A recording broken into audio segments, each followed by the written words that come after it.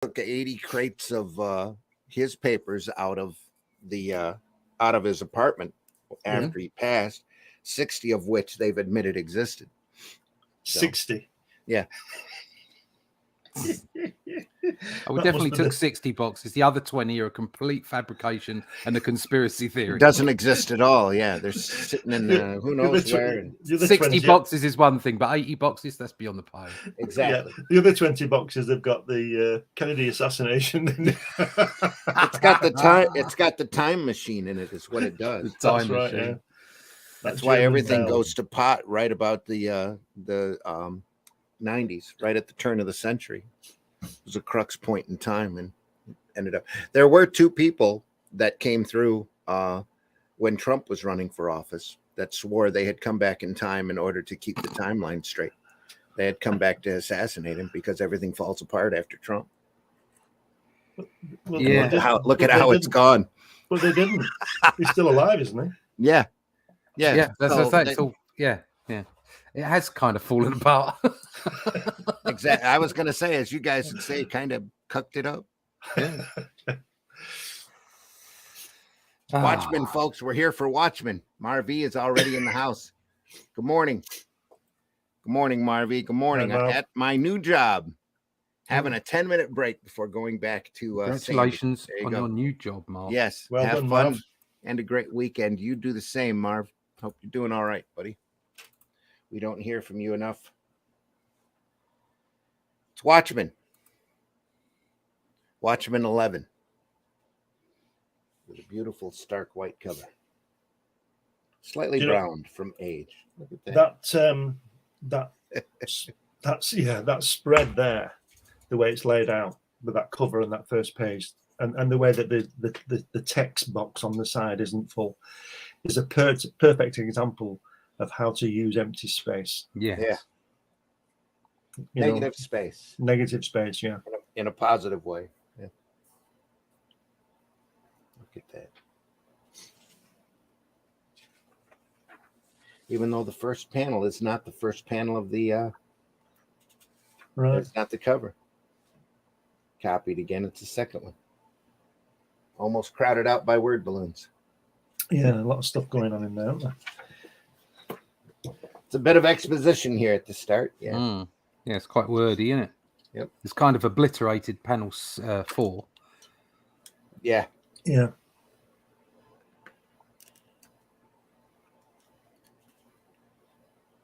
And if he'd had the room, that would have probably been 2 tiers. So, that bubble thing, that dome, it reminds me of Silent Running. I've seen that film. Oh yeah. Not in a long time, but yeah, I remember it. That's a sad film. Huey, Dewey, and Louie. Yeah. Yeah. Yeah, when they're all cheating, aren't they, playing cards and they're cheating on it? Yeah. That's AI in action right there. That's a great film. It is. It has a lot of wonderful touches. It's back when you can do a slow movie like that. Yeah, it was slow as well. 2001. Yeah. I remember watching it when I was very young. I'd already seen Star Wars though, because I was kind of like, whoa, what's this? Because it was done before Star Wars, wasn't it? Yeah. And I was looking, this is a bit slow, but I forced myself to watch it again when I was a little bit older. Yeah. And I appreciated it, and it was quite a touching story. Yeah. So yeah. I was that way with Logan's Run. When Logan's Run first come out, I didn't think much of it. But you had Jenny Agutter in it. That's all it needed. I was always disappointed with that Logan's Run, because if you watch the credits at the beginning, it says "old man," and then that guy, what's he called? Not Donald Pleasance, the other guy who played. Is it the guy from Rocky?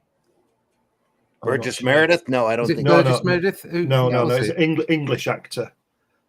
It's not the guy with the hook nose, is it? I think he's actually Russian by birth. This guy, I can't remember his name. Know his name. Anyway, he plays the old man in it. Right. And it's about not getting past 30. And on the credits at the beginning, it says "old man," so you've got an idea of where this is going to go. Yeah.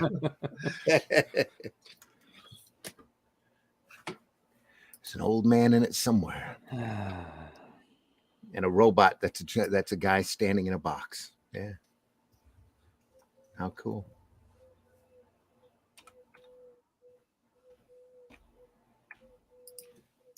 There's not a lot more to say about this. Nope. Well, I can turn the page. Not a lot going on, is there? Oh, that's more like it. Look at that. There you go. Look at the screens and the reflections. The guy I was thinking of is Peter Ustinov. Oh, it's Peter Ustinov, right? Yeah. Okay. Yeah. It's been such a long time since I saw that film. So. Yeah, it's good. Jenny Agutter, like you said. Yeah. Yeah, that remains seared into my memory. That fantastic costuming. Yeah. Oh, God, yeah. Very 70s. As Although a kid, the Sandman costume high point of that right. show. Yeah. Yeah. Because it was so wear simple. the sweater. We'll put a white band on it. It'll be good. Yeah. It'd be fine. Yeah. We'll take the Star Trek approach. Well, at that point, everything was taking the Star Trek approach. Yeah. Can we show the navel? Ha ha! We'll do better than that. Let's dress her like this. It'll be fine. We can do whatever we like as long as we paint her green. We'll get an R rating. It'll be great. Yeah. This spread has got one of those great references at the last panel where the sugar cube paper is, from the when he gets that pocket full. He's eating it there, isn't he? And he gets the pocket full of it. It's really good. Yeah. Yeah. And then focus on the wrapper. Yeah. Inking again. Just if you go to the color version, Randy, and just look at that fantastic blue sky and the blue and the snow that John has done for that last panel. Yeah. Oh wow. It's a bit dark on yours. Mine's a bit lighter than that. But that wrapper's green, isn't it? On mine, you can tell it's green. That's really dark on your cup. So lighting on that, all right.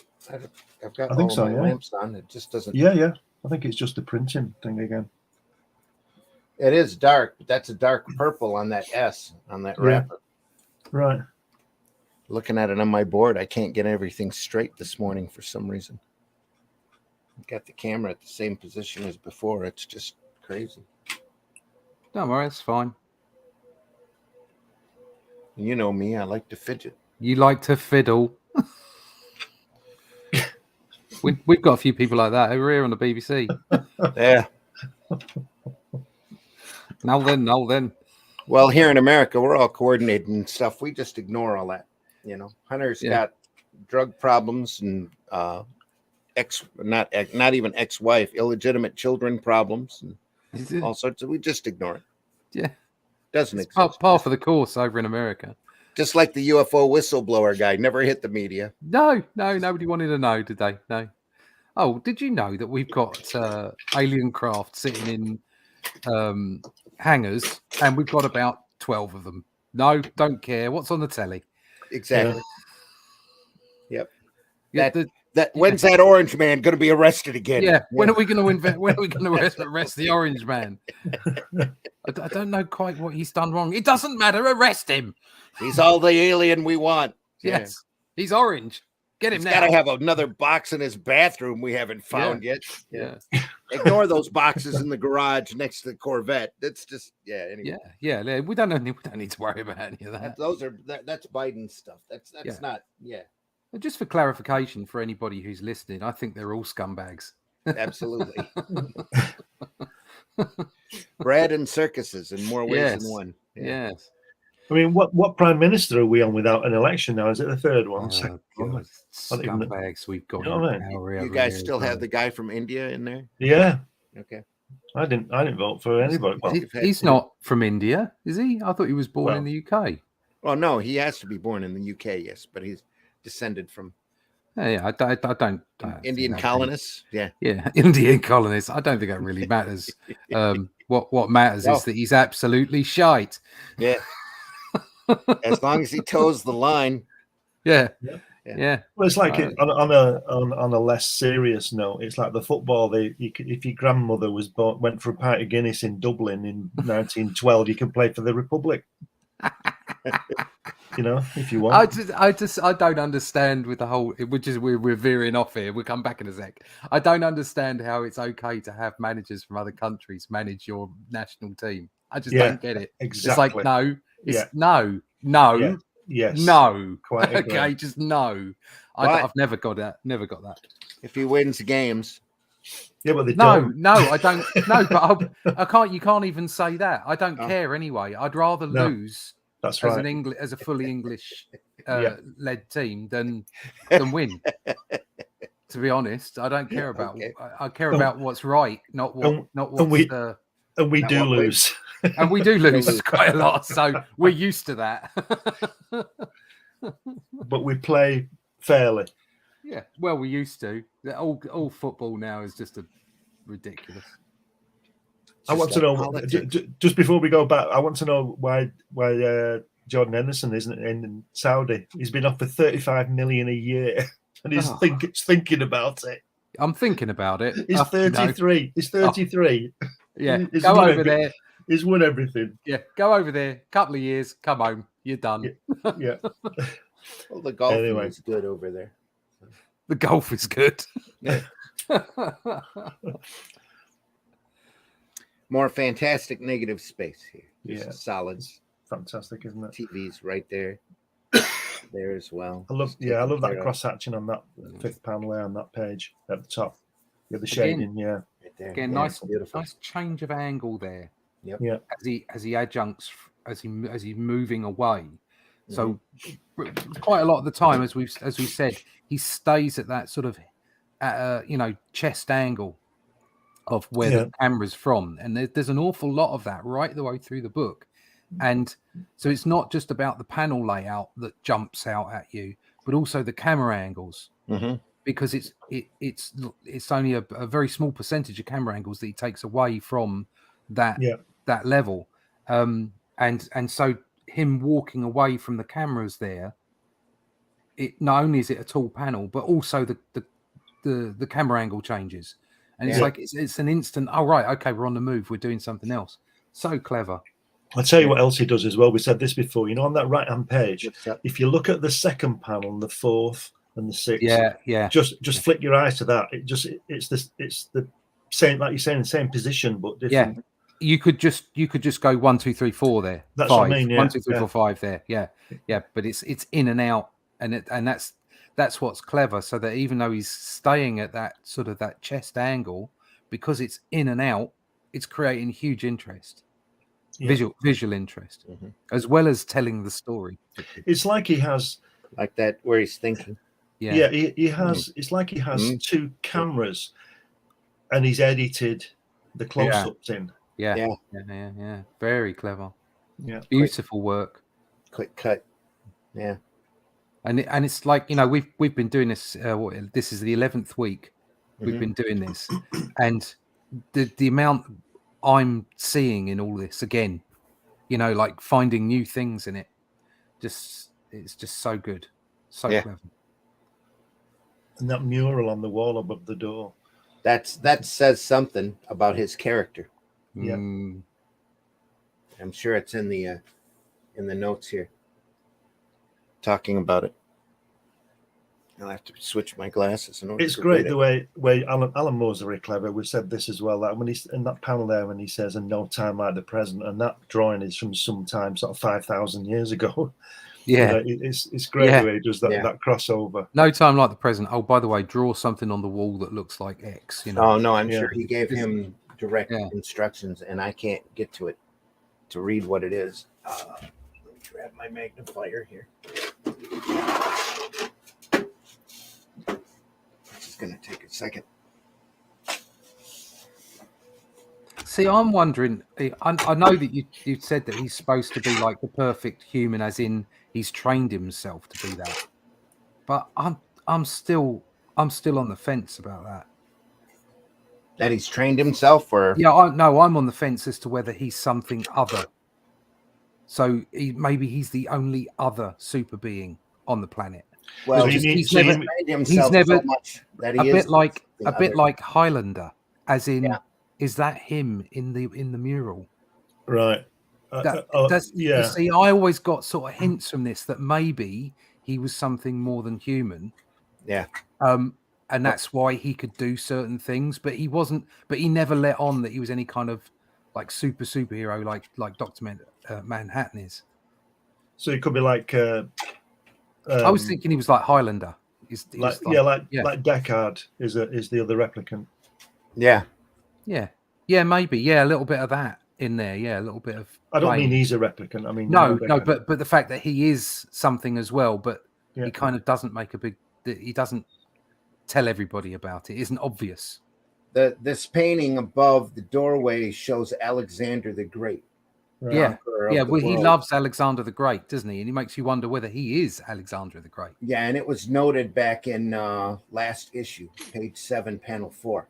Yeah. That we first saw this illustration. According to legend, the painting, not a well-known version of the scene. According to the legend, the knot was created when a peasant farmer named Gordius. It's a Gordian knot. Where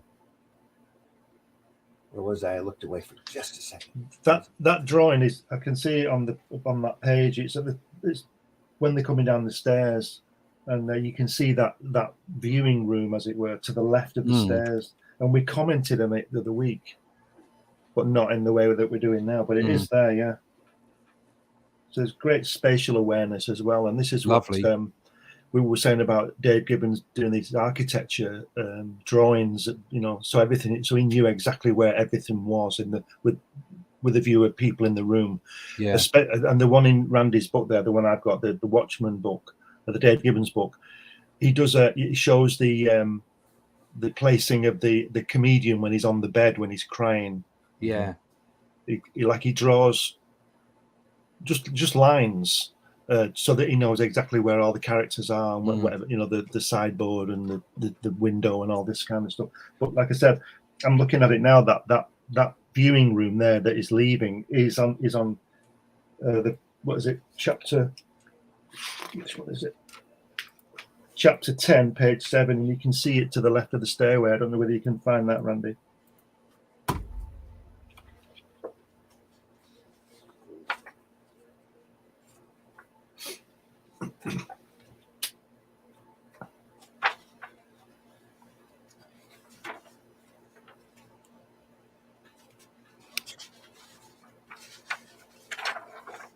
That's chapter 10, yeah, it's page 7.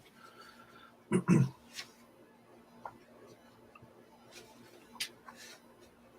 if you look at the center panel where they're coming down the stairs, to the left, that's the viewing room where he's leaving in the issue under the stair, under the walkway. You can see the drawing on the wall. You can see the TV screens, and you can see the chair and the door where he leaves as well. That's fantastic, isn't it? Isn't that amazing? Planned out. That's it. Yeah, the way it's all planned and everything. Brilliant. There's the drawing here. Yeah.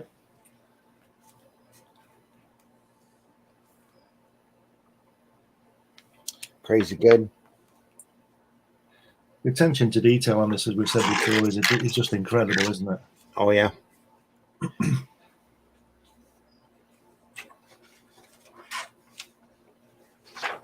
Those pictures worth 1,000 words thing. Yeah. Absolutely brilliant.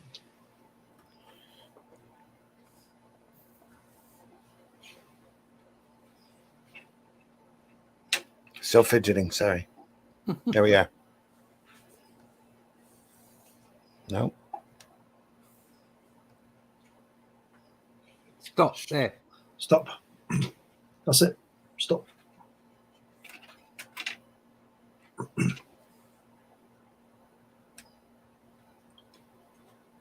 There's a great on that right hand page when he turns the lights off, I guess, on this 6th panel. If you look on the color one on the other page, if you look 6th panel where he's just pressing the button where the dog's in the background, it's a fantastic green that John Higgins has put on that screen, that reflection on that screen. It's fabulous. Yeah. Yeah.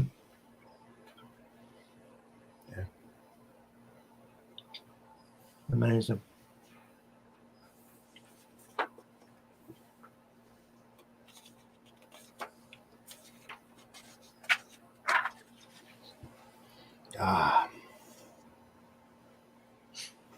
straight out of Tarzan there. Wonderful foliage. Yeah. Again, beautiful line Yeah. work here, Yeah. almost like Mobius back there. Yeah, I was just looking at that. Yeah, that Just the leaves and amazing everything. in Yeah, black and white with the beautiful. butterfly Yeah, that ties back into the start. and that little frog guy on that leaf. See him on the right. Yeah. Ribbit. Ribbit. Yeah, Wow. just amazing.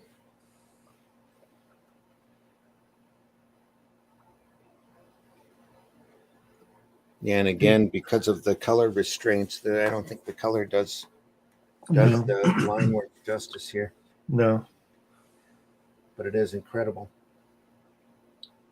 Well, we said this from the get-go, didn't we? That it's better in black and white with Yeah. respect to John Higgins. You know,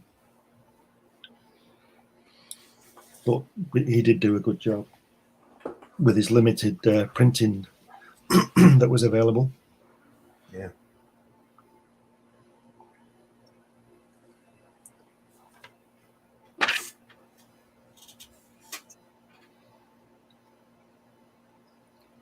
Back to the newsstand, back to the Tales of the Black Freighter.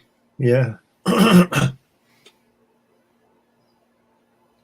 Unaware that death was amongst them, they'd known its dark embrace without ever understanding why.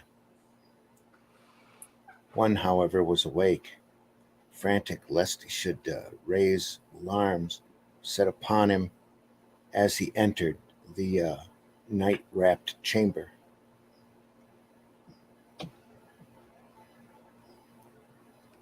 Pirates lame, but something worse I looked upon.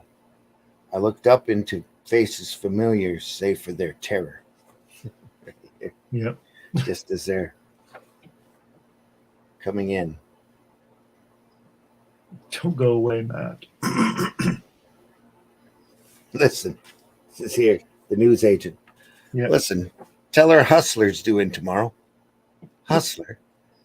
God, if it's okay, I'll let her find out herself. The children wailed. I looked down at the figure beneath me, though puffed and bloodied lips, or through puffed and bloodied lips, she'd mouthed my name. Hey, don't Wow. go away mad. There came an understanding so large it left no room for sanity. As I fled, yet the mounted cadaver outside, lanterns flared in nearby windows. Just all of that symmetry. Yeah. I ran, but the knowledge of my damnation paced me, gloating, celebrating its awful victory. Back to Viet. Outside shot here, outside the dome, looking in. Two alien universes separated by a membrane of fragile glass. More symmetry at work here.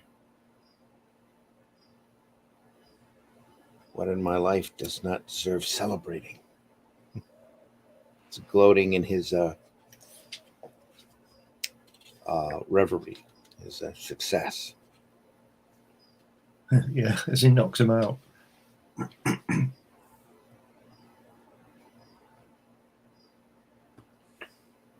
In many ways, it represents the culmination of a dream more than 2,000 years old. Yeah.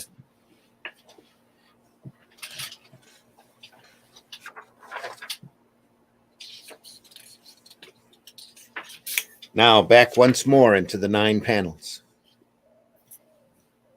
Let's start moving the story along here. Look at the angle on that second page at the first panel at that girl. Wow. Look, you know, that up shot of her. Right here. Yeah. Yeah. In fact, he's doing a lot on these 2 panels, isn't he? Kind of. Yeah, it's just his Ozzy's origin story, Ozymandias. My intellect set me apart. Faced with difficult choices, I knew nobody whose advice might prove useful. Nobody living. The only human being with whom I felt any kinship died 300 years before the birth of Christ, Alexander Macedonia. I idolized him, a young army commander. He'd swept along the coasts of Turkey and Phoenicia, subduing Egypt before turning his enemies towards Persia, or his armies towards Persia. He died aged 33, ruling most of the civilized world. Ruling without barbarism at Alexandria. He instituted the ancient world's greatest seat of learning. True people died, perhaps unnecessarily, though who can judge such things? Yet how nearly he approached his vision, a united world. I was determined to measure my success against his. Firstly, I gave him my inheritance. I gave away my inheritance to demonstrate the possibility of achieving anything, starting from nothing. Next, I departed for northern Turkey to retrace my hero's steps. Here he's looking. I wanted to match his accomplishment, bringing an age of illumination to a benighted world. I wanted to have something to say to him. Should we meet in the Hall of Legends?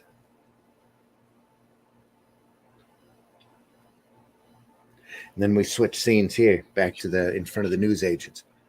Hi, boy, this is some kind of dump, right? It's an info dump. Oh, yeah.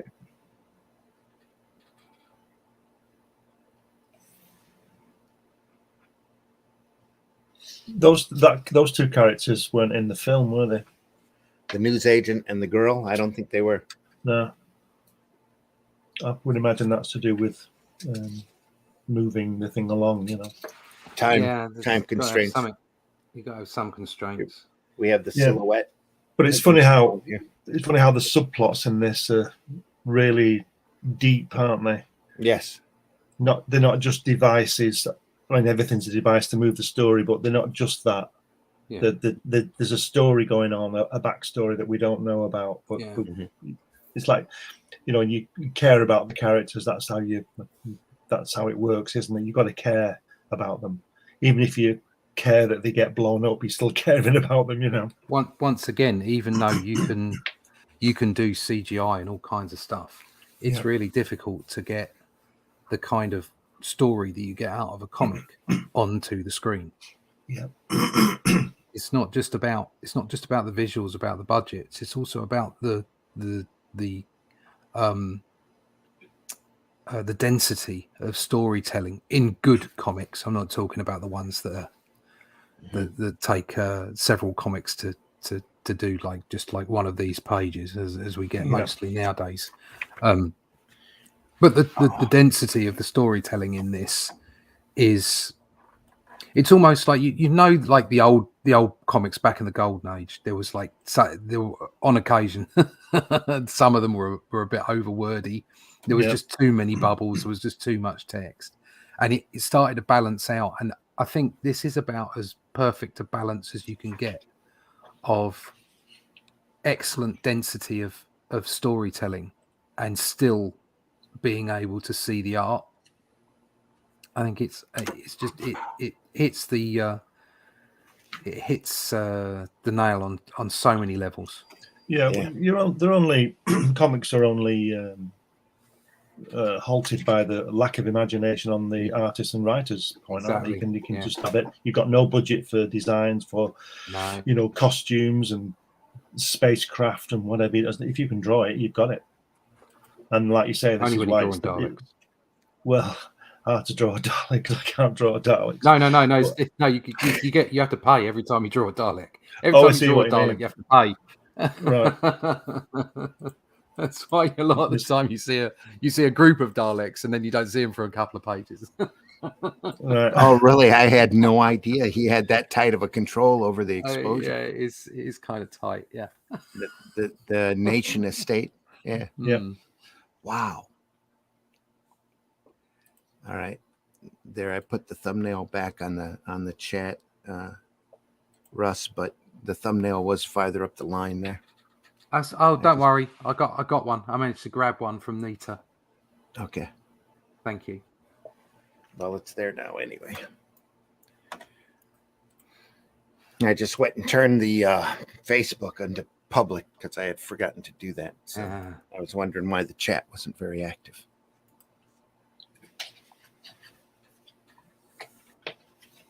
Because Facebook can't remember anything. Well, neither can I. So. Imagine if Randy was in charge of Facebook. Yeah. No, I couldn't. That's what I mean. By now, that's for sure. Look at that dog after that frog. That sense of animal.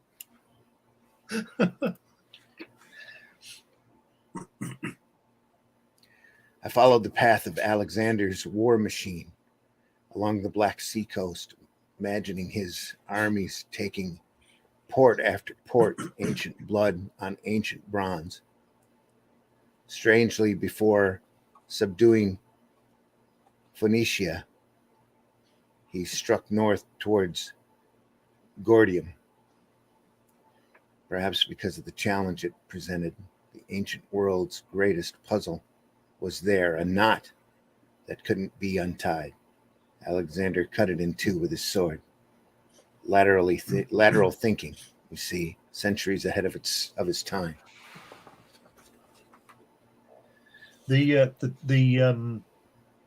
lock, when I think it's when Rorschach kicks the door in, that's a Gordian lock, isn't it? Yeah. Remember that way back in the series?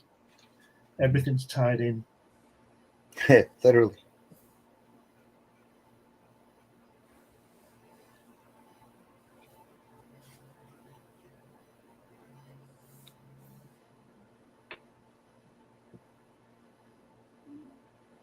Look at on that center panel, you know, where the dog's chasing after the frog. Look at the way he uses that shadow of the black to go onto the leaf to bring you back into Ozymandias. Yeah. And he frames the dead guys there as well at the same time. It's brilliant, isn't it? Yeah, it's just fantastic the way he does that. Yep. He's a master. Alexander turned to Babylon to die of an infection, age 33, amongst its ruined ziggurats. Ziggurats, yeah. Ziggurats, yeah. I saw at last his failings. Gotta love a ziggurat. He'd not united all the world, nor build a unity that would survive him. Disillusioned but determined to complete my odyssey, I followed his corpse to its resting place in Alexandria.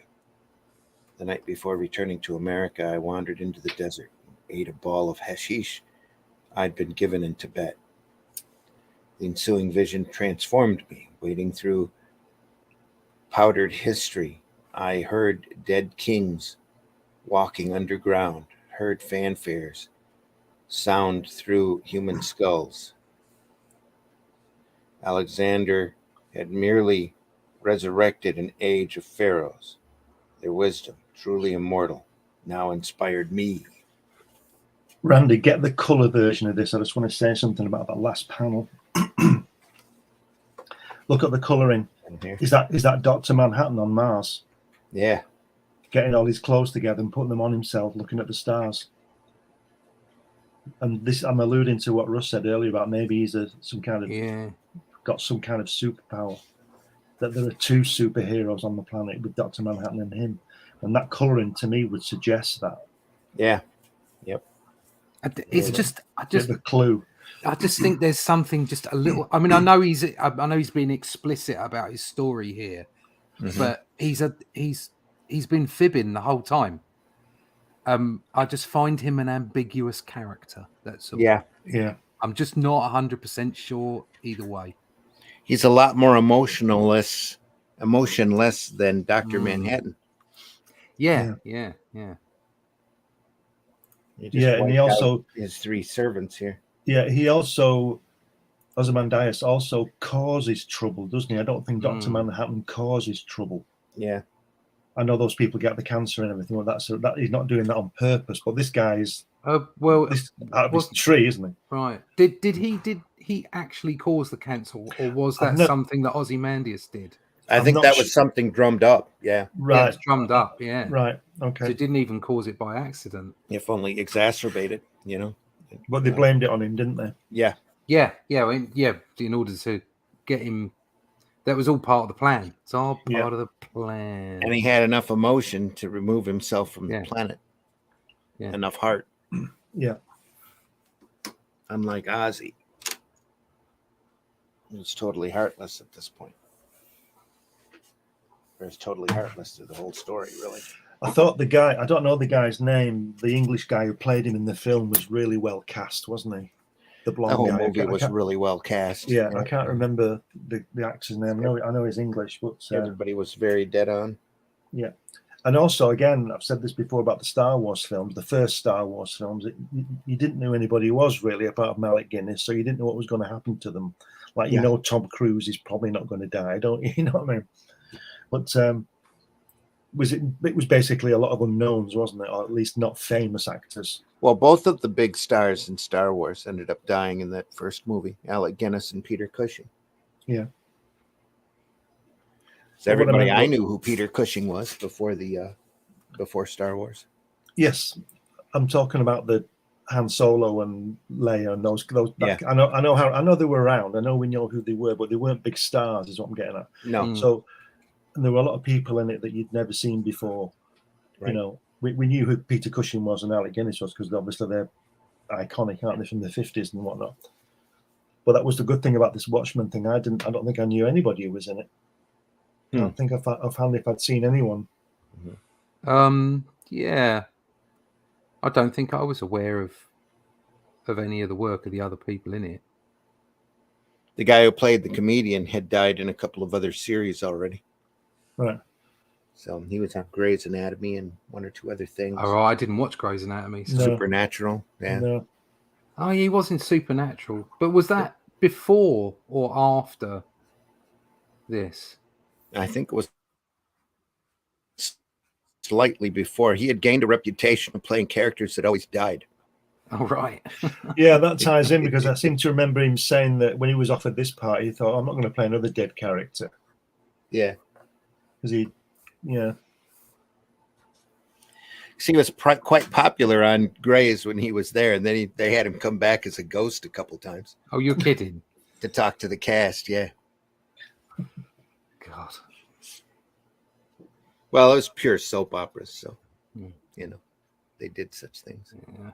And the best one was Bobby Ewing, wasn't it? When the entire previous season was a dream. Woke up in the shower. Well, they had out of the shower. And we messed this up. Let's have Bobby wake up here and have Bobby in the shower with it at the last episode, so we don't have to explain nothing. It was all a dream. Is that how they're going to explain the current set of bad films? That's how they should explain the entire reality timeline right now. I'm still waiting for Bobby to be in the shower. Yeah, maybe that's the next thing. In 2035, it's going to be announced that the previous 50 years has been a dream. It's just you've all been asleep, everybody. That's that Hadron Collider. That's what it is. Crazy lizard people. It's always the crazy lizard people. It always should be the crazy lizard people. Anyway.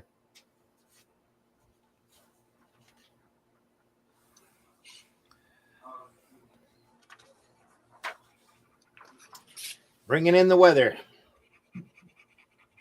into his wonderful silent running dome. And he just leaves them. Walks Wow. away. Look at that! Look at that! But the first page, but last panel where he can just make out his face. Then you go Yeah. to the next one, he can Yeah. just see his face in the water. How I good know. is that? Isn't that the black? That's back to the Black Freighter. Tales of the Yeah, Black Freighter. it's Yeah. just a really clever Yeah. switch there, isn't it? I tell you what, that panel there, that the first one on the right hand page where we're just talking about, where the guy's face is sticking out, that inking is really, really Kirby Simon, isn't it? Early Captain America. Yeah. That inking style, big black marks on it. Says behind me instantly a lynch mob howled. The money lender floated at my feet. Noble intentions had led me to atrocity. The righteous anger fueling my ingenious, awful scheme was but illusion. Then back to the newsstand for a quick juxtaposition. This book The is great. newsstand and the comic, the Black Freighter comic, seems to be associated. This comic is great because it doesn't have sound effects, because anybody else on that previous page where the snow's coming in on that center would have had a big whoosh going across it, wouldn't it? And wrecking it. Yeah. That's not really necessary, you know. I think it depends on the comic, doesn't it? So yeah. So for instance, the my Only Death Can Save Us stuff, that it's almost like having sound effects was part of the feel of the comic, the design of the comic, the approach. Whereas the Cull stuff I'm doing now requires no sound effects whatsoever. Good. Yeah, because it's not a comic, is it? This isn't a comic, and that Cull stuff you're doing isn't a comic. Yeah. Yeah, not in that sense of the word. No, no, exactly. Yeah. Again, another great page here of juxtaposition of cutting back and forth and back and forth and back and forth and back and forth. But every panel is still furthering the plot, even though you're jumping into and out of the comic and back to the newsstand. Yeah. It's amazing. Incredibly done. Last panel is they'd come to Davidstown to wait until they could collect the only prize they'd ever valued, claim the only soul they ever truly wanted. My shoulders ached. The ship was massive now. It just makes you want Alan Moore and Dave Gibbons to do a pirate strip, doesn't it? I think they talked about it at one point, actually doing, if they didn't do a Tales of the Black Freighter, actually doing it. I know they did a motion comic off of the work here. Yeah. Putting all the Black Freighter story together. Look at that. Back to our heroes walking into the complex. I think it's great the way that the Owl Man, or whatever he's called, Owl, has got a white. You can't see it on this because it's black and white, but his suit's white. It's like Batman when he gets 60s Batman when he gets stuff for the occasion. Yeah, his snowsuit. Snowsuit. Night Owl snowsuit. Yeah, Night Owl. That's his name. Yeah.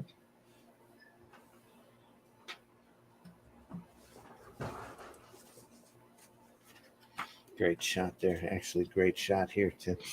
Yeah. There's that painting again where he's just cut the knot. Yeah. The artwork. Love this spotlight here. Use of light. Yeah. Cross hatching again. Negative space again. And there's the stairs to the right where they were coming down on that other panel way back. Oh yeah. Yeah. And then the middle panel, they go in. Well, second. What is it? 1, 2, 3, 4. The 5 and 6 panel. They're walking up that ladder again, up that stairway. Yeah. Yep. And brilliant. Here, there's that picture that was a few pages before that. Ozymandias looking out right at the start of the story. Yeah. Same shot, only now Rorschach and Night Owl are there looking out the window. That's the body language down in the bottom right hand corner, last panel of the spread. Yeah. Just, I mean, obviously he's got his hand up and all the rest. That's that's pretty straightforward stuff to draw. Okay, but the tip of his head, Yeah. just the way that you can see he's just peeking round the corner. Right. And that's tough. That's Yep. really good stuff. Expertly done. Mm. You'd think he was a professional. You'd think. Yeah, you think he was pretty good. Yeah. But it's things like that show the difference between, you know, people who know what they're doing and not. Between him and the rest of us. Yeah. It's like, that's really tough to do. That kind of nuance is just amazing. And somebody was showing the Brian Bolland actress and the bishop or whatever it is. It was just a cover, and somebody in the comment mentioned it's like there's hardly any lines on the girl's face, and yet she has an expression. Yeah, which is really tough to do. It was all in the eyes and the mouth, very, very clever, and yet the bishop's face was all lines and everything, and was just as expressionate. And it was just, you know, with these guys, they just what they do.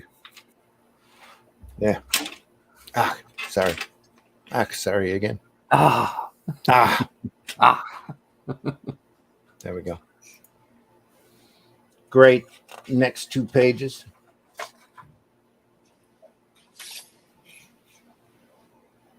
It's having a last supper. Being interrupted. Manners. Smack. The night owl here tries a superhero speech and gets cut off. It's great the way Rorschach's hands are going to the back of his head and he grabs it and then whack. And it's a whack. This is far more when they meet him in the film, he gives them. It's quite a big fight sequence, isn't it? Yeah. But this is more sort of. He's obviously better than you. So in control. Yeah. He's like, bump. That's it. It's all over. Don't make me. Yeah. Don't what? Now, what can I do for you? Yeah. And he's pouring himself a glass of wine while they're all bleeding. And they've both taken a knee. Really. That's what it looks like. Yeah. Bowed to the superiority almost. It's beautifully done. Map of the world back here behind him.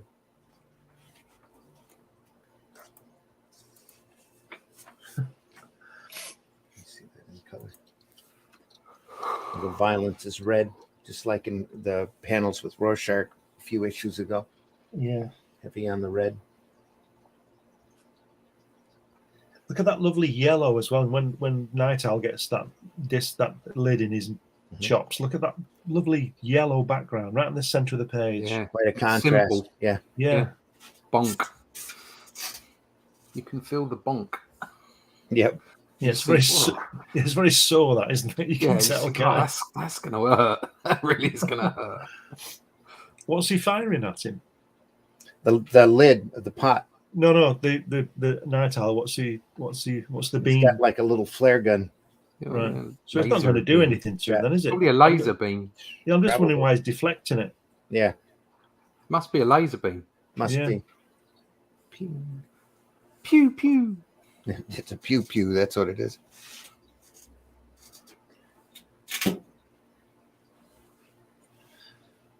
That on that page there when he's just in the face, and then it shows Ozymandias' leg of the 6th panel. I get real Bob Layton Iron Man ink in there. Mm-hmm. Yeah.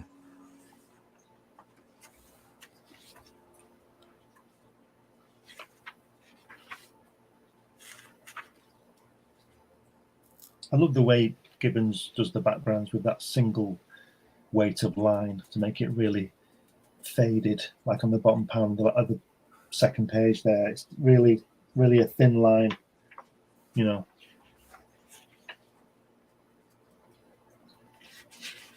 Yeah. It's got an odd turn here. There's the little lines here used to show the movement of the lid. Yeah. Almost looks twisty. A nice reflection here on the floor. Again, to show how shiny things are. And it's great how when on the panel after he gets hit in the nose, Ozymandias is actually squashing his laser pen. Oh, yeah. He's crushing it. So it's there it is on the floor. You don't need that anymore. Yeah. It's just great. He's pouring himself a glass of wine. Now, what can I do for you? Brilliant.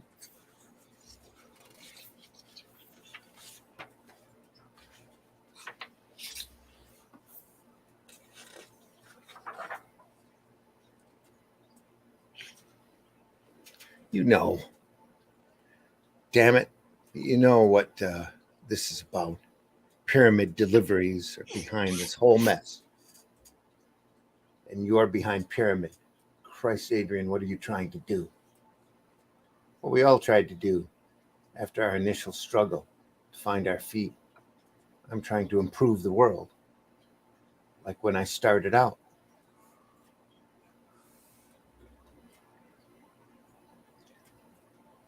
My first case made it seem possible to end injustice by demolishing crime syndicates. This notion that criminals monopolized evil was itself demolished by my second case.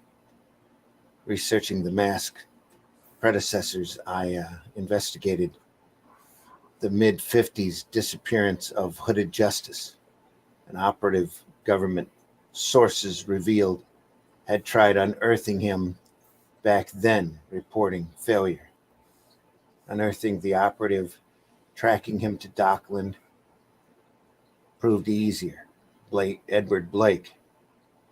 As intelligent men facing lunatic times, we were very alike, despising each other instantly.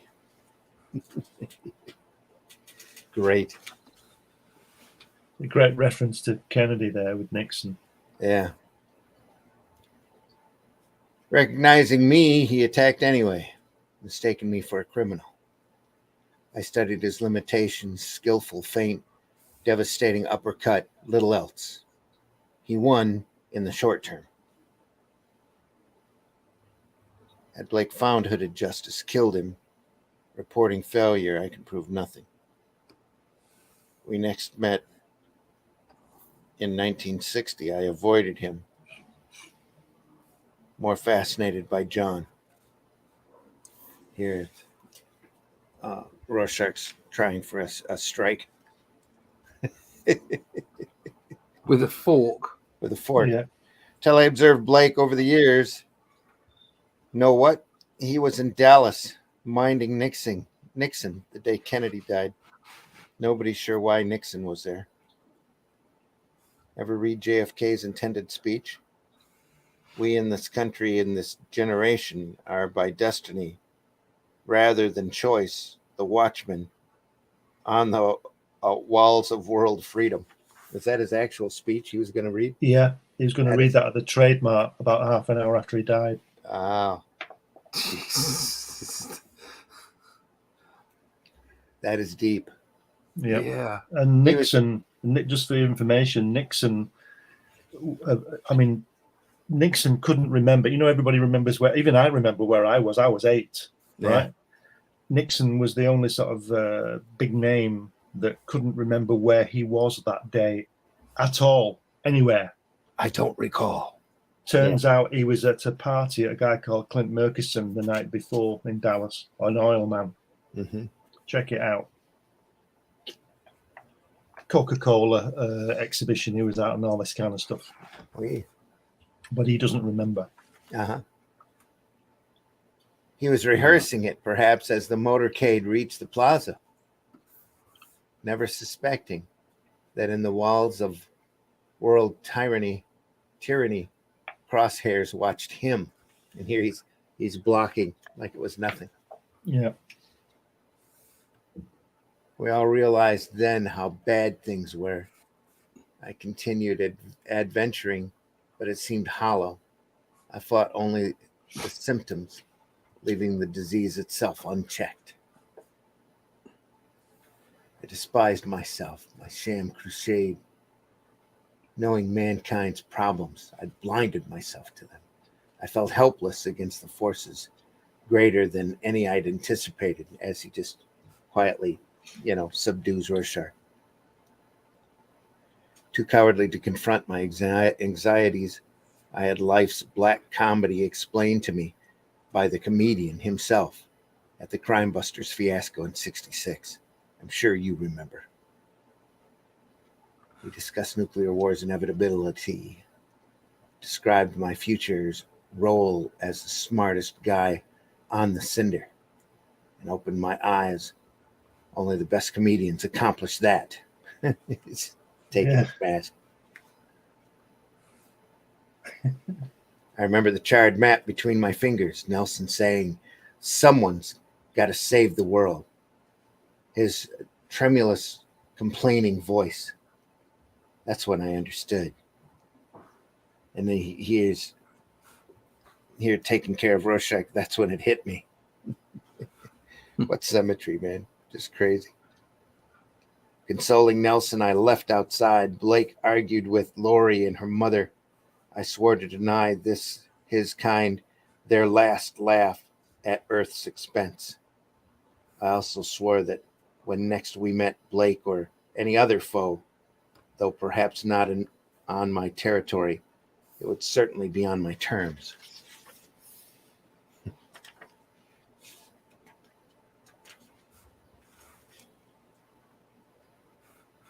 Just brushed him aside. It's great the way he gets hold of his mask, isn't it? And lines him up with a punch. And he's Rorschach's trying to keep it on. My mask. My face. My face, yeah, that's it, yeah. My face. Then we cut scene again to the newsstand. Oh, speaking of I Want My Face Back, it's in, I found it, a page of in Kirby's Machine Man 10 years before this, where he wants his, he hasn't, the robot guy hasn't, the Machine Man hasn't got a face, and he's asking this guy, he says, "Where's my face? Where's my face?" Subliminal, again, perhaps? Yeah, Kirby again. Kirby again. Do you know this the way that this cuts to I mean, where are they? Are they in the Antarctic? And then you go back to New York. Yeah. The way it cuts, it's just, the timing is amazing. The beats on it are just fantastic. Yeah, incredibly played out. Just amazingly done. Yeah. And those two still arguing in the background, those girls. Yeah. You sort of forget about things like that. But if you look over the shoulder of everybody talking, you can see them having this fight. And then it cuts to the fight. It's amazing.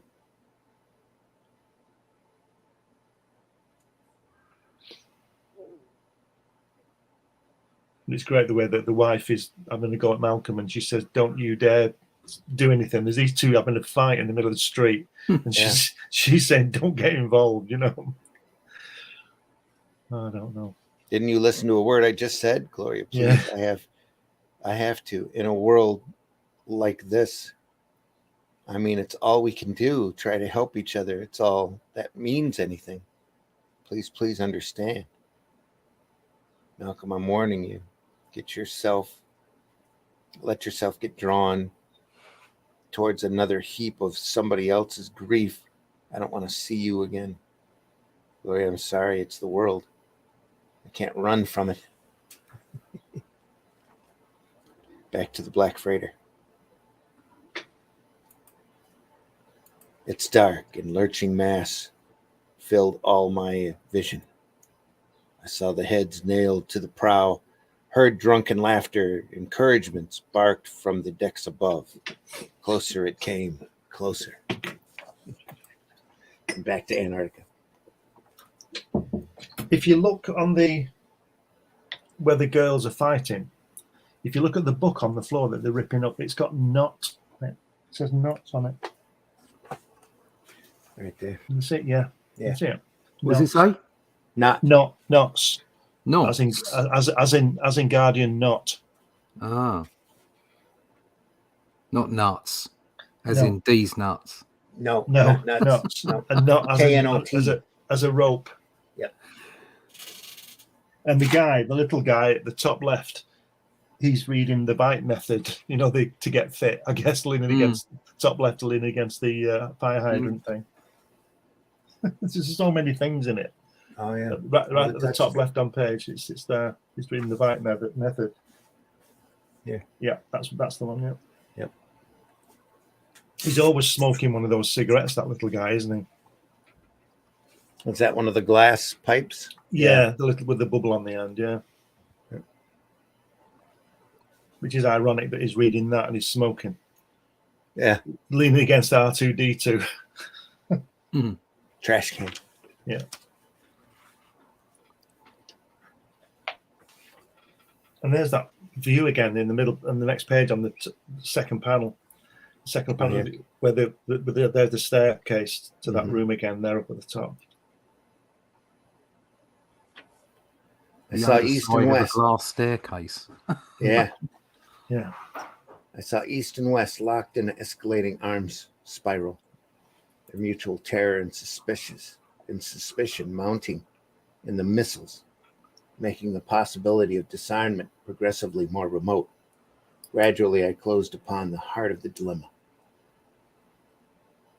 Here was a knot to try even Alexander's ingenuity. Both sides realized the suicidal implications of nuclear conflict, yet couldn't stop racing towards it, lest their opponent should overtake them. Afraid of their weapons, afraid of losing them, afraid to blink or turn their backs. Steep.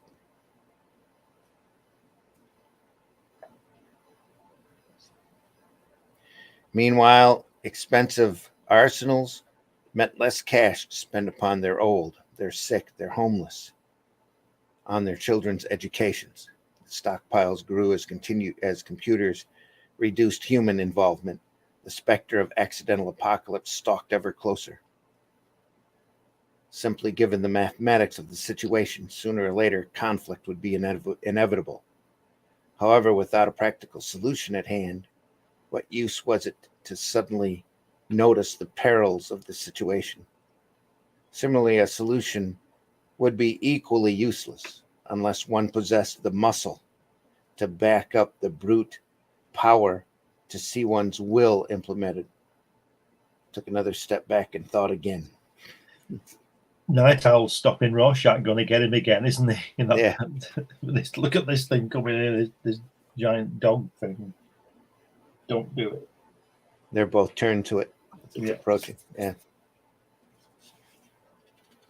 Nice continual imagery here. Yeah, it's like on the dog's back, isn't it? Yeah. I say dog, I'm not quite sure what it is, but I'll call it a dog. They have a technical name for it in the book. It's got a long technical name. I don't remember where it was or what it is. There's those staircase again. Yep. Leading to the trophy room. Yeah. Armor and helmet, probably worn by Alexander.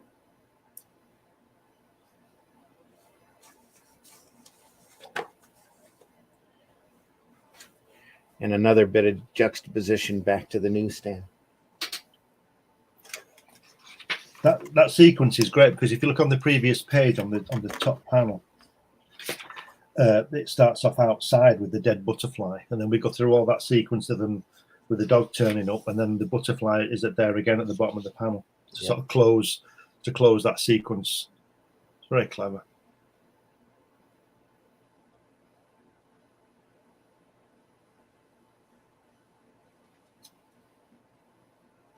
Oh shit.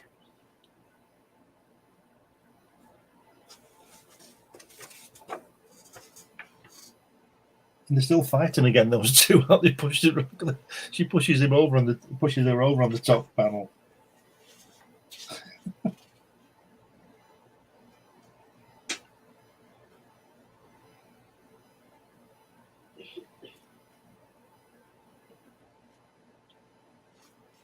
Yeah, still wanting to get involved. with the affairs of the world. It's the cops there. Yeah. He says, wait. This is fight, pull over. I says, Steve, you just got suspended. This ain't your problem. Some other unit can handle it. And he says, I'm still me. Joe, pull her over.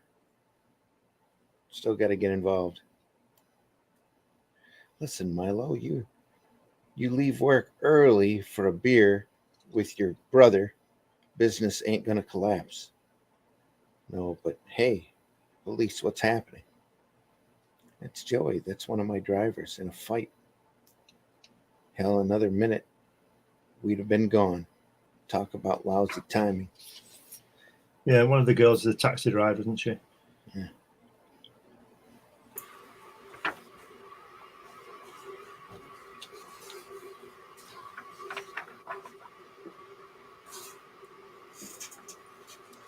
Back to the explanation.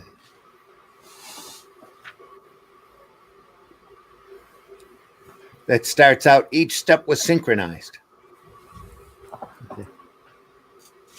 Kicking in from the previous complaint about lousy timing.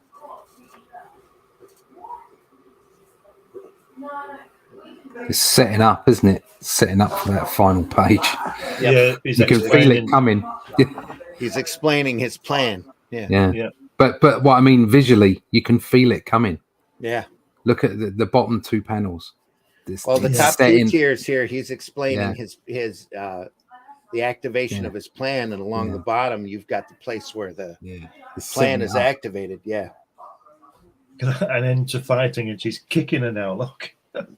She's giving her a good kicking, isn't she? Yeah. Literally. Little floating elephant here. Yeah. Dirigible.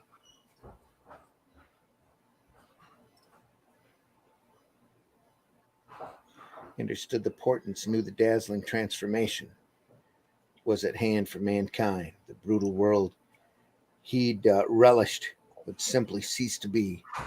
Its fierce and brawling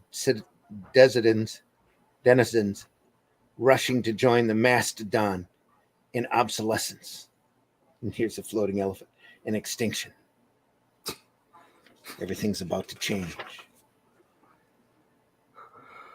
Again, that the colouring on these two pages is spoiled by the process again, I think.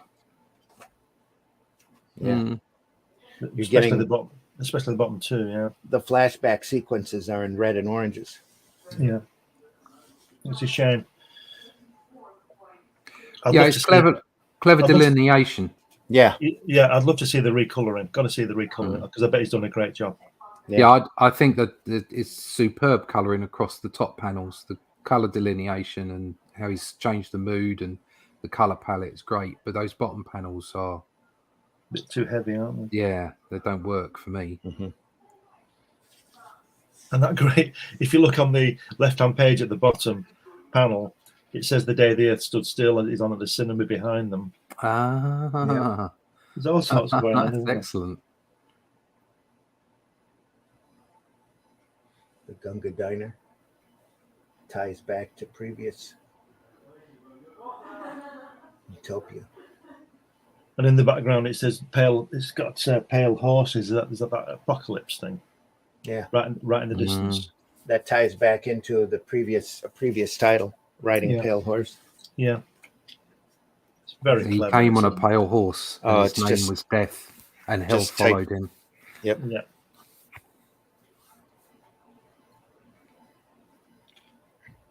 Comics at its best, man. Sequential art. Yeah.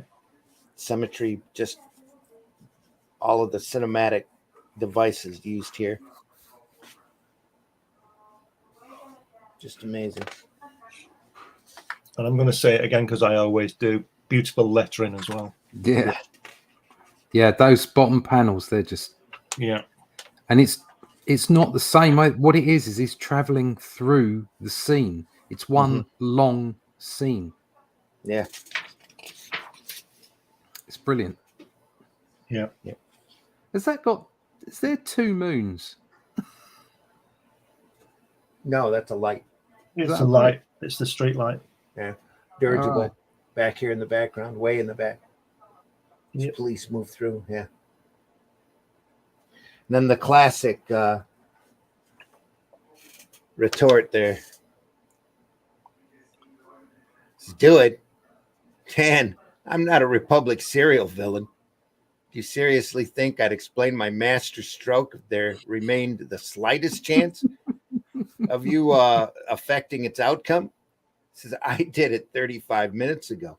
And here Their the great faces. Look at his face. clock Yeah. motif. Yeah, Yeah. their faces and the clock motif That there that face coming is through just almost midnight. brilliant. It's just Yeah. huh? It just, and it's on the side as well. It's difficult to create that kind of face when you're looking at the side of a head. That's brilliant. And you restrain yourself from using any kind of outside, almost comic book type reactionary, like Mm. sweat beads popping Yeah. off, or Yeah. exclamation points, question marks Oh popping no, up this over is their this heads. is serious. This is That's- very serious, very He has to do straightforward. this, and he has to Yeah. do this with the expression of a face. That's They're stunned, aren't they? stunned. Yeah. They're absolutely stunned. I'll tell And you what's again, incredible. New York time. Yeah. I might be a bit off here, but I seem to remember in the Watchmen, in the Gibbons Watchmen book, that intersection where the fighting is, where the news guy is. Mm. The reason we always see the Chrysler building in the background is because I think it was 37th Street and 7th Avenue, and that view, that is looking east. You would see the Chrysler building there, as you can see on the Right. bottom of that panel. And I might be wrong on it might be 37th, 38th, I'm not sure. But I remember reading that he stuck it on an intersection that he knew. And, so you got so that Chrysler building, it just isn't thrown in there. You would see that. Is this scene from a is he rotating? Yes. Yeah. Yes. Because I think you're looking west on the previous page, and then right round again, you're looking east. It's very clever. It's just genius. It's genius. And it just makes you think, doesn't it? Nobody else could have done this except those two. And in the thumbnails, we just get basic blacks here. Really. Yeah. This has changed the positioning. Nope, still the same. Everything else is along the bottom. Just amazing.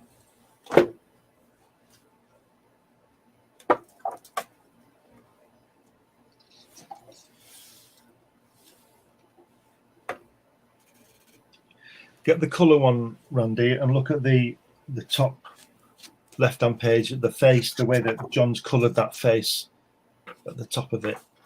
Can you see it? This Look here? at that. In the centre panel.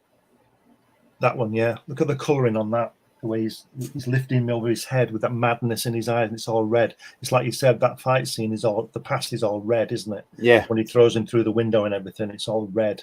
Mm-hmm. But it's just fantastic. It's like that on the previous pages too, as we were jumping back and forth. Every backwards explanation is in red. Every scene that already took place. Red and oranges. Yep. Death and blood.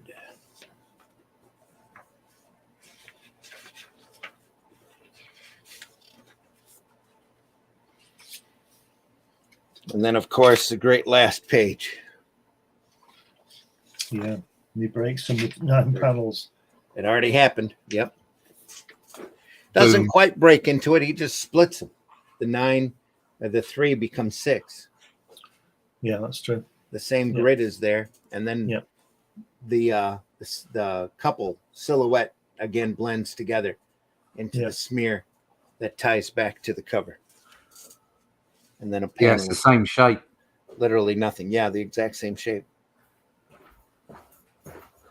My name is Ozymandias, King of Kings. Look on my works, ye mighty in despair. Ozymandias. Yep.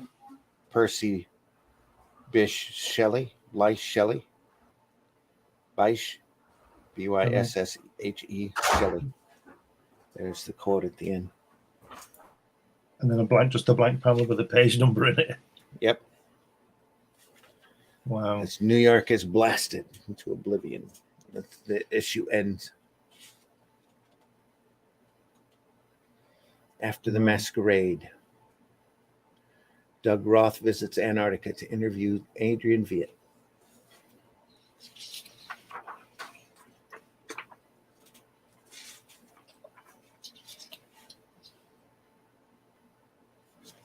man and his madness, standing in front of the TV screens here. Everything going on, the political situation, the nostalgia bottle, meltdown, candy, rockets, glaring newscast, atomic explosion back here. And of course, Mickey Mouse. Woo-hoo. Yeah. And Nixon as well at the top. Oh, yeah, up here. Yeah. Yeah. Have you seen the Checkers thing where he said we're keeping the dog? Have you seen that? No. I always liked the Nixon head in what's it, the Space Simpsons? What is it? The Space Simpsons. Space Simpsons. What's that one in with Bender? The Oh, I couldn't even. I'm brain farting on the title too. What's the name of that? God, Futurama. That's it. Yeah, I always used to love Nixon's head in Futurama. Yeah, they had a whole collection of heads. What he does is there's a famous interview with him in the 50s when Pat's standing next to him squirming, and he's got to explain stuff. This is real, he's got to explain stuff to the masses about these things. And they're given presents by kings and queens and things like that. Well, they don't own them; they have to give them in. Anyway, he's in trouble with his tax or something, Nixon, and he comes on the television and Pat's there squirming, and he says, "And the president of Nigeria gave the children a dog, and they called it Checkers, and the children love the dog. We're keeping the dog." It's really she's squirming. It's really funny. The issue ends with nostalgia ad. Yeah, the times they are changing. Nostalgia by Viet, and the blood creeps down to the clock.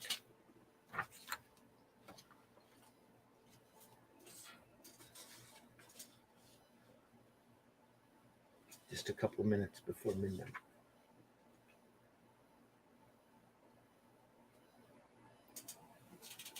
A bit of a clue there, you see. If you look on the interview, just go back.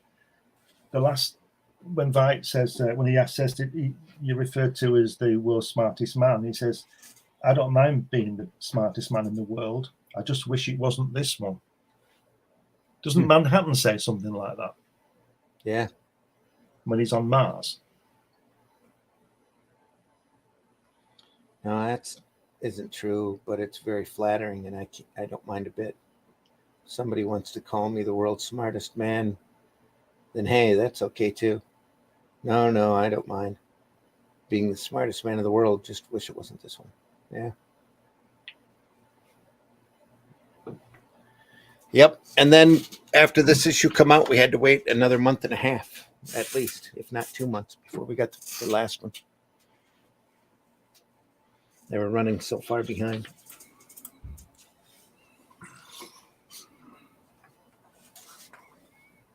Next week, chapter 12. Ooh. What a couple of pages they were. Yeah. We'll look at that next week. Fantastic. We went through this issue pretty quick because no whiskey. or rosema. Or rosema. Oh, well. That's not difficult to do, is it? The times they are a-changing. Yes, they are. Whiskey must not have gotten up this morning. Yeah.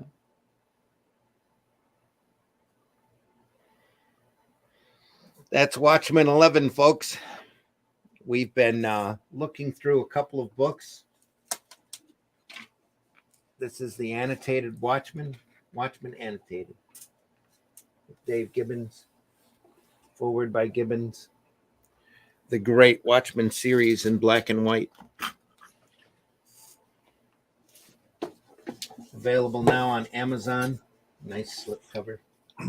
We've also been looking through the Watching the Watchmen book that Dave Gibbons put together from all of his production notes. And Chip Kidd, Mike Easel. Also, I'm sure available. Nice volume. Great volume. And Great book, that. the actual Watchmen issues themselves. So we've been going through this landmark work. And next Studying week it is and- the final episode. And looking Wow. back, yep, next week's the final episode. There was so much merchandising come out, anything that they could do on Watchmen when they had it out.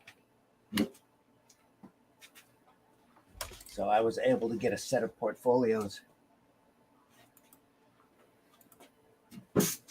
off of that included the promotional posters, French covers, and the American covers, all on nice, printed all on nice paper plates. Lovely. Each promotional poster covered one of the characters with a quote. I can pull that camera up a little so that you can see the whole thing. These ran in most of the comics, a little bit of the outside media of the day. Comic Amazing Heroes, Comics Buyer's Guide, as they promoted the series. 6 in all, each one covering a different character.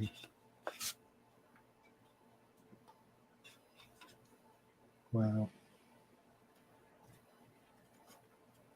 Again, very nice, poignant portraits of each character. That one you hardly ever saw. Interesting that apart from that one with the girl in the mirror, it doesn't show the faces. Yeah. For the most part. They get the great circle motif, the nostalgia bottle working again here too. She's there. There's that Chrysler building again. Yep. And then who we've got left? Night Owls. Oh yeah, here's Rorschach's. This is probably the most famous one. Yeah. It's the one that got the most distance. That's Spider-Man No More, isn't it? Yeah, it is. Trash can. Yeah. Yeah. Walking away. And then Night Owl.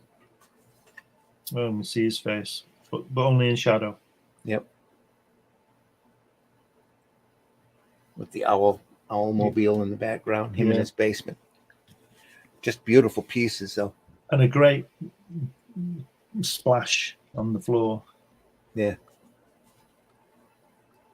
It's all crap. Who needs all this hardware to watch hookers and purse snatchers? Yeah. Each one had a quote above. The ones that I loved, though, the one that made me happiest to buy these portfolios were the French covers. And the French editions collected 2 issues at a time. So there were 6 covers, all done by Gibbons. Each one covering a character. Wow. Just great. I wonder who's colored these.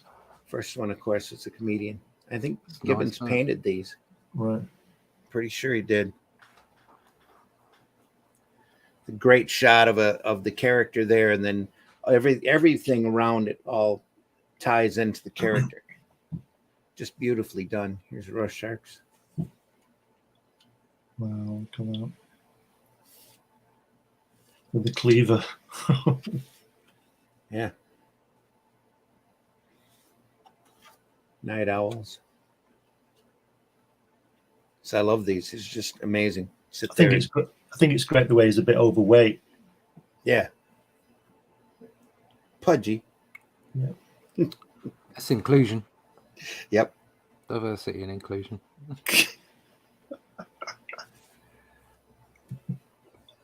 Silk Spectres. Nothing wrong with her body. No.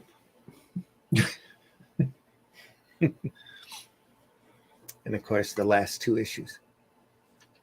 Wow, come on. Lovely. Alexander here. Look at his eyes. TVs. Really sad, isn't he? Yeah. Really burdened. Almost. Yeah.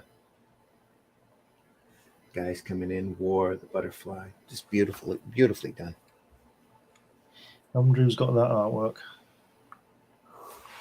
I don't know, but I bet it's worth a lot. Yeah. I bet it'd go really high in the auction, especially if somebody had all 6 at once. That would be crazy. And there's that painting when he's cut the knot. Yep. Yeah. Wow. Everything that's essential is right there. And then the last portfolio in the set was a collection of the covers, which we've already looked at most of them. So. All in a nice black frame.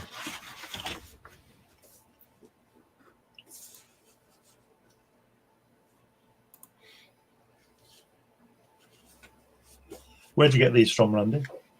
This was offered the same time the book was out. DC kicked it out.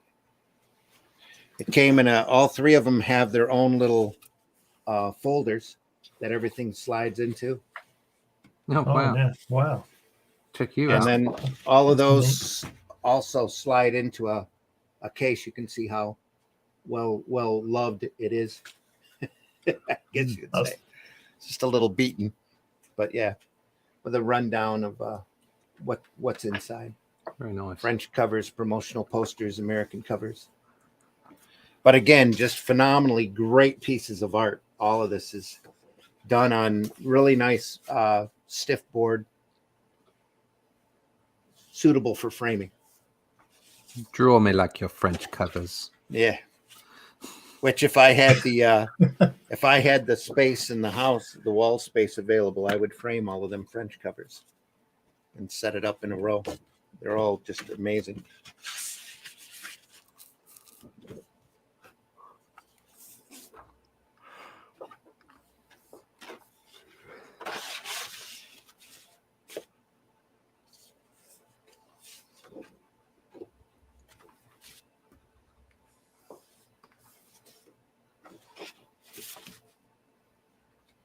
It's quite scary, that drawing, isn't it?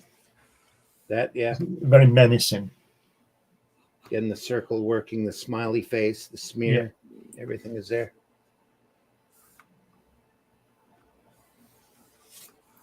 Do you know something I've just noticed? Well, not just noticed, just going to say I like the way that he doesn't put the full figure on the image, like his elbow's missing. Mm-hmm. And he does that. He does that a lot. It's like I don't know. It's a kind of a. And I would wager that with the cover layout, the dimensions here and width of this, it fits the same in scale to one of those 9 panels. Right. And that gray. Yeah. Yes. Yeah. Yes. Only blown up and. But I mean that he could have moved that guy over, couldn't he? So he got his other elbow in. But he does it a lot on the other drawings as well. He would have blocked that, even though the steam here or the smoke is blocking that picture. You still wouldn't be able to tell what that is without it being moved over. Yeah. But that's Watchmen though, slightly off center. Yeah.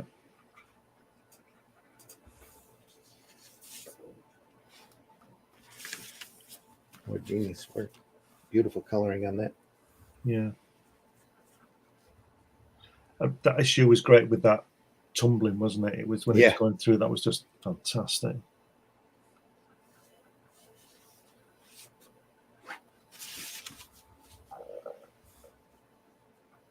DEFCON 2.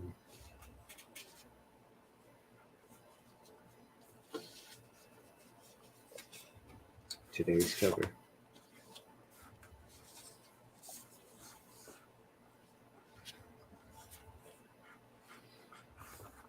Just again, such a nice little splash of color. It's just such a great use of negative space there. And of course, the final cover. That one we'll cover next week. Close to midnight, blood dripping over the clock. Just great.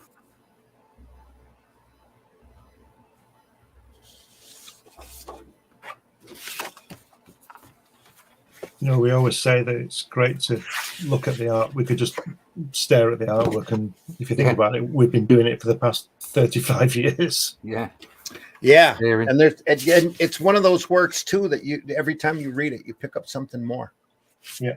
There's always more to glean from this. There's more to learn, even with our experience. There's so much to see.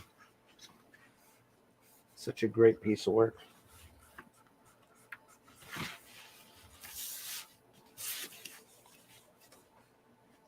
I haven't seen that portfolio offered anywhere at any shows in decades. So, but yeah, I cherish it very well, even though it's all banged up. Survived a couple of moves and a few decades of existence. At least you've still got it. Yeah. This was 1988. That's when it was done.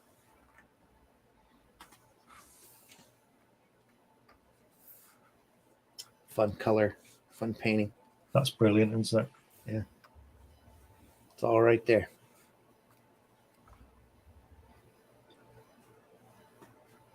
Anyway, folks, that was Watchmen 11. Next week's Watchmen 12, and then the week after that, we'll go on to other things. We probably won't have any Dave Gibbons or Alan Moore for a few months, but we've spent the last three. It'll be 3 total on looking over this great work.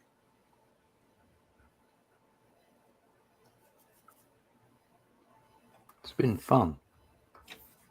Enlightening. I reread this every couple of years or so, and there's still, like I said, there's still tough stuff to catch.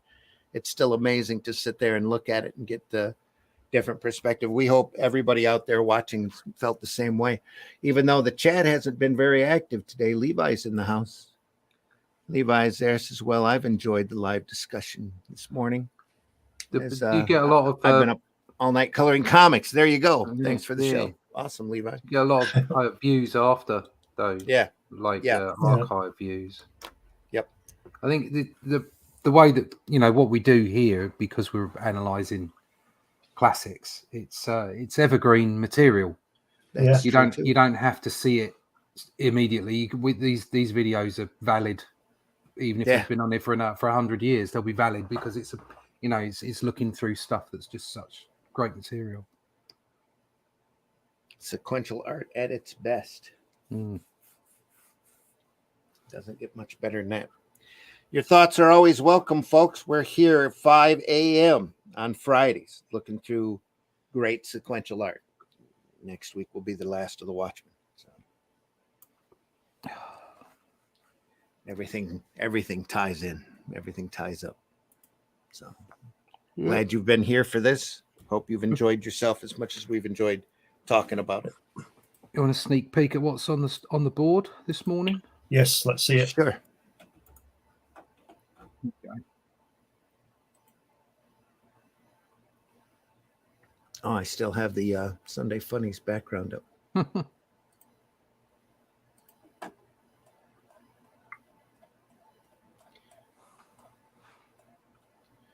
We'll switch it to Watchmen. Here we go.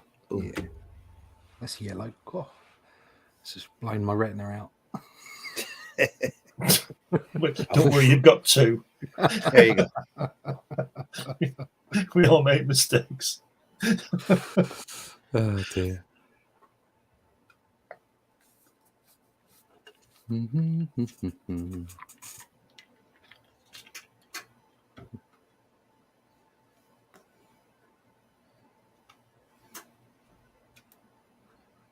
Here we go.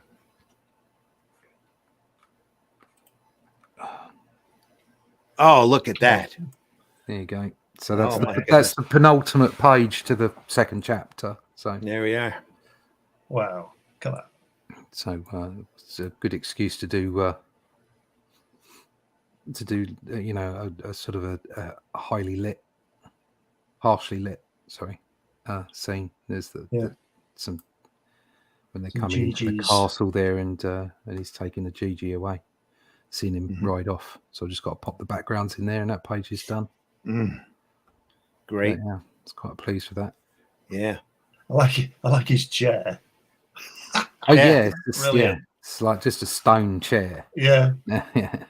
There's no gold or anything. It's just barbarian stuff, you know.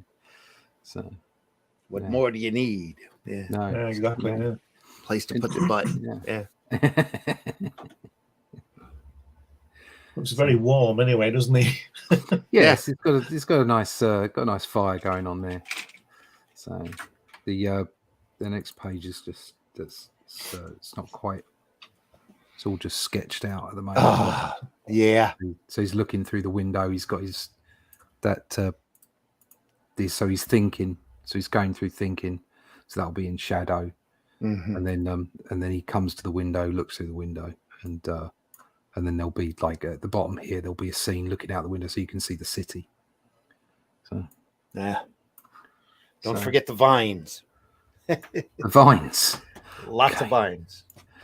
I'll try and remember. I know it's in the script. Right, okay. If it's in the script, I'll remember. I know it's there. So yeah, so it's yeah, I'm having fun. It's good stuff. How many Fantastic. pages have you done so far? This will be what 25 Yeah, it'll be in the 25, 26 of somewhere. 67.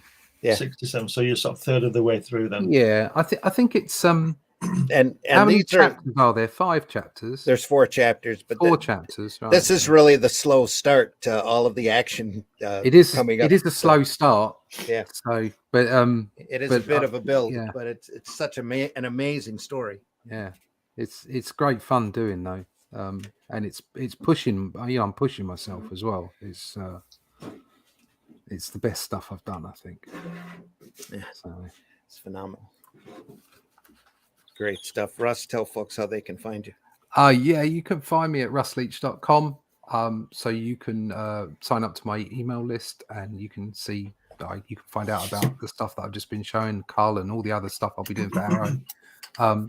You can also find me in the pages of Batman magazine in Europe. I'm currently in Doctor Who magazine, also my own book, Only Death Can Save Us. You can pick up the website. There's links there to go get it at Amazon. Book 2 is on Amazon now as well. So book 1 and 2 are available. So if you go get it on Amazon rather than the original crowdfunded version on my site, obviously it's cheaper postage, just a slightly different book. So yeah, you can find out all about that at russleach.com, and also all my social medias there. I stick up a piece of art on every day on Instagram, whether it's archived or brand new. So russleach.com. There you go. Cool. Glenn, tell folks how they can find you. You can find me on these podcasts with Randy and Russ, usually on Fridays and Sundays, and maybe a couple of others occasionally. You can get all my work on Amazon, all my magazines and books, science fiction books, football books, all kinds of things. And you can order this through Barnes and Noble and Waterstones and New Haven Publishing, which is my book about my visits to Jack Kirby in 1988 and 1991. And there's a DVD of those meetings of me talking with Jack in his studio. If you want one of those, you have to contact me. That's not with the book. This is just it's got lots of photographs in it with me with Jack, and it's just my personal journey to his house. And coming from New Haven as well, in a few weeks' time, is the second edition of my character Hatch, which is a story of a crazy little guy who lives on a little asteroid on his own, and strange things happen to him. And check that out. And I'm just working on issue 13 of my magazine, Comics Unlimited, which is obviously dedicated to comics. Russ has done me a couple of articles. Randy's doing some articles for me on that. And I'll give you a preview. It's turning into a John Romita tribute issue. So I've drawn him for the cover. Oh, fantastic. Oh, look at that. That's great. It's lovely. Yeah, really nice. Thank you. And I was thinking of, I was going to put some colour on it, but I'm not sure. I might just leave it. I like it like that. Yeah. Yeah, that's what I'm thinking. I don't want to spoil it, you know. So, No. Very nice. So, thank you. So yeah, there's lots of stuff. But go to Amazon. You can see all my magazines and books there. Fantastic. Folks, I've been your host, Randy Zimmerman. You can find me over at arrowcomics.store if you want to find work that I've done You can find such books as Calico of Shard, which is a fantasy book that I created with artwork by C. Michael Lanning. Paragon, a great superhero story with a wonderful twist at the end that I've done with artwork by H.R. Harris. And HeroBot Zero, which is a book I've done. The first issue I primarily did all the work on. It's about a 3-foot tall giant robot as he defends his city from large menaces. And as long as he can do it on the clock. Second issue, there's a few extra artists in it. In fact, this cover is by Scott Rosema, colored by Eric Hodson, who is currently doing the artwork for AR13L over at The Little Mermaid that you can find over at GoFundMe.com, also an Arrow comic. We also have Revolt, which is a great anthology collection, different short stories. I've got a story in there. There's a Hatch story by Glenn in there as well.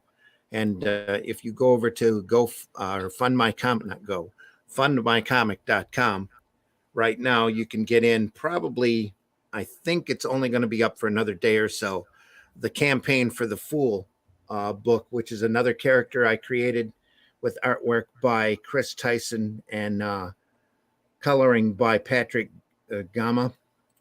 There's the cover for that right there. He's a guy who dresses up in a bizarre outfit of different clothes, goes out and fights street crime using practical joke weapons like a yo-yo and a rubber chicken, poking fun at the criminals and anybody he ties up for the police and detains for the authorities. He takes a section of clothing off of them as a trophy and then incorporates it into his action outfit. It's great. I've read it. It's good. Like to refer to him as the rodeo clown of justice. So I haven't sent you that. I haven't sent you the revised one, did I? I don't think I did. No, I've got the first one, but the you can catch that digitally or physically. The digital copy is only $3. The hard copy is $5 plus shipping. So you're paying more in shipping than you are for the actual comic. But there's also a large variety of books available. There are 2 Arrow tiers available over there, which includes work by all of us and a number of other great works as well. The first tier is 8 books for $50. The second tier is 6 books for $40. And everything that's available now in print is available at the store, arrowcomics.store, if you want to buy them individually. Plus a few other things. There's a T-shirt over there. There's a couple of digital files of another comic that I did called Spank the Monkey. And he talks about a lot of different things. And he's an angry little monkey and his brain dead cousin, Shock, as they go through life in general. Yep. And then we're currently working on the next project. Patrick's coloring this book for us right now with artwork by Abdul Rashid and myself back when I had a lot steadier hand and was I thought I was a pretty good inker. I don't know if I could do the same thing today, but it's been a couple of decades. So a little bit of practice, maybe. I don't know.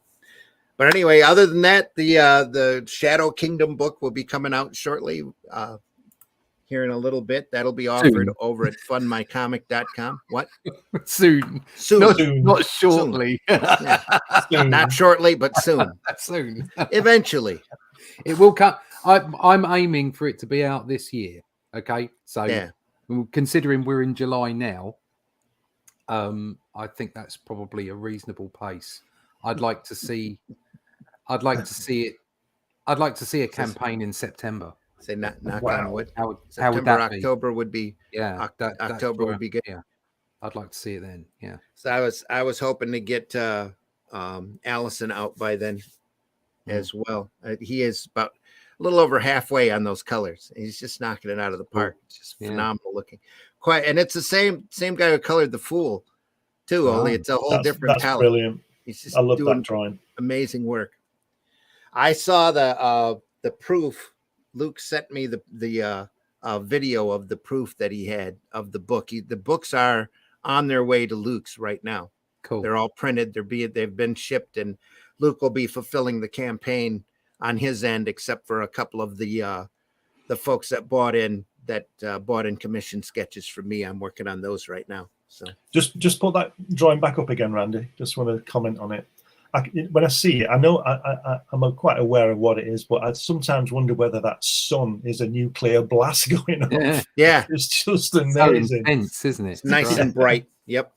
Because you imagine it. I mean, I know it's only a cartoon and stuff, but if the sun was that big, we'd be in trouble. Yeah. It's just Well, at that fantastic. angle, sometimes it looks that big with Yeah. the refraction and all. Optical illusion and all that.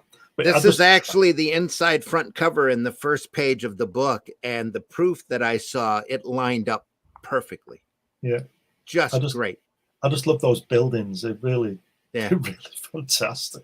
It Just really is greatly done. Yeah. a great drawing. That I love it.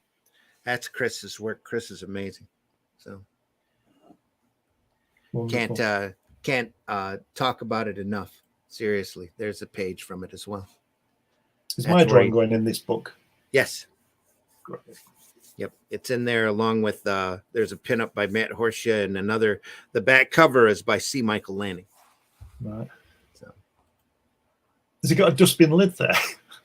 Pardon? Does he have a dustbin lid on that? Is that what he's holding? A dustbin trash can lid. Yeah. Yeah. He ends up throwing it like Captain America. Smacks a kid in the face. It's brilliant. It's brilliant. Picks up the gun like it's a piece of poop. You know? Yeah. Picks it up and he shakes it a little bit and everything falls apart. Oopsies. But anyway, it's a lot of fun. So, and I've gone through and updated some of the humor in order to make it a little more modern and a little bit more modern references. And we need that kind of a book after that Watchmen, don't we? Oh, I'm telling you. Yeah. Yep. So I was thinking that after next week, we'll have to find a nice palate cleanser for that. We'll figure something out. I'm just showing this Watchmen book. This is the one I refer to. It's just for the how loved it is. Look at this. Look at the back. There you are. Yeah. Look at this. It's falling apart. You know, it's got the covers ripped. Yeah. But you know, this is the way comics should be. Yeah, yep. I got this. I couldn't wait for this one to come out because I wanted to put my originals away, you know, and I've done that. But look at that. Yeah, mine are so hard red. I might as well just leave them out. In fact, I think my issue 11, the back cover's frayed on it, and it's just, you can tell it's been read. Anyway, but yeah, I had every time I get a Watchmen collection like that, I end up foolishly letting somebody borrow it. And then I have to go out and buy it again. So yeah. Remember, folks, we all just want a piece of cake. Like Nancy says. I know we should all wise up, as Mr. Natural would tell you. We wish you the very best. We hope you have a great weekend. We'll be back on Sunday morning, 9 a.m. Sunday Funnies. This week we're talking about the different things we do for research. So I've got a small collection of books for different projects that I've researched over the years. Plus, in my travels, I love picking up the informative little self-published books that you see out there. Sometimes they're a little sensationalistic. It's a lot of fun. So got a large amount of books on different subjects. We'll show those off and talk about other ways that we do research and doing what we do. So you can talk about all your horse references. And Russ. So, all right, folks, we hope you have a great weekend. Take care. Go visit your retailer when you can. Talk about this business. If you love this business, talk about this business in a positive light. There's enough negativity out there we've had enough of that. We need to stop that and start talking about this business and this art form, like it, with the love and passion that we have for it. So if you're hating, you ain't creating. Hating ain't creating. Exactly. Yeah. Just be nice. Be nice. And as Daphne would say, do the work, because when you do the work, you don't have to lie about your accomplishments. So we'll see everybody soon. Any last words? No. See you goes Sunday. Scrounging for a clip here. Where is that? I'll be right back. Okay. Oops. Lost it. There we are. All right, folks. We'll see you next week. Take care. See you later. See you. Cheers. Do Zadania. Next week, Watchmen 12. This Sunday, we'll be talking about research on Sunday funnies. So see you then. The cops are doing their job as long as they don't be mean to people who are actually being innocent. Then I'm all gravy, baby. We're all gravy, baby. I'm all for people being innocent. Here we are. The views and opinions expressed within the video content found on the Indie Comics Network are those of the speakers and do not necessarily reflect the views or positions of the Indie Comics Network or its sponsors. Have a question or comment for us to address on the show? Have a topic you want us to talk about? Email us at indiecomicsnetwork@gmail.com.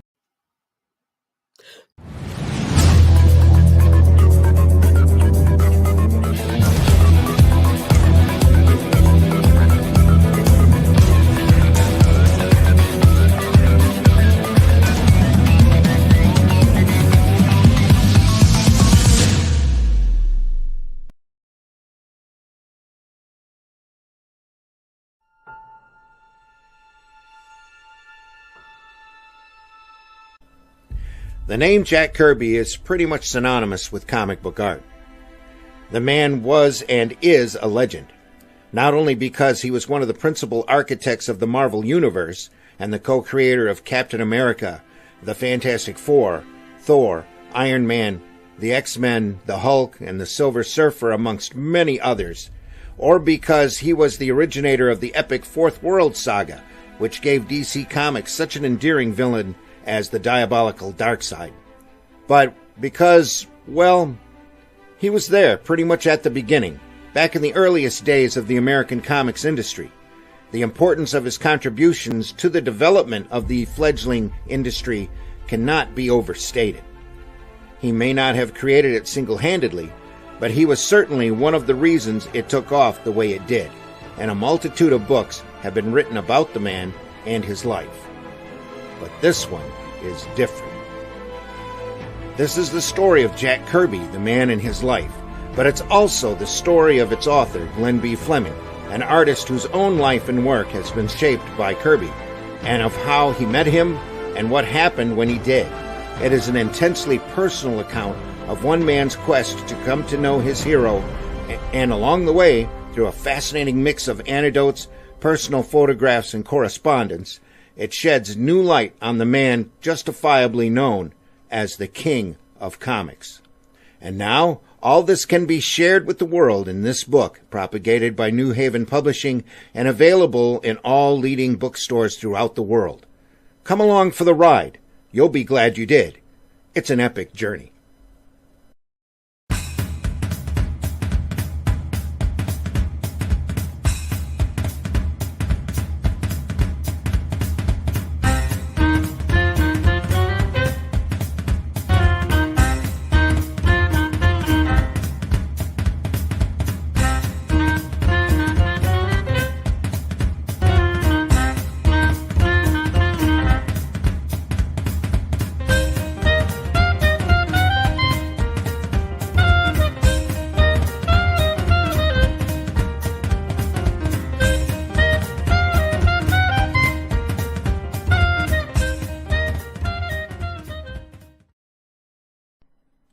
Hey, everybody, we're all gonna get late.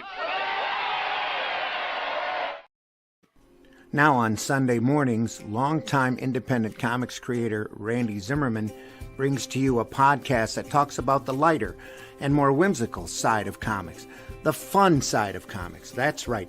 Sunday Funnies is back Sunday morning, 9 a.m. on the Indie Comics Network on YouTube.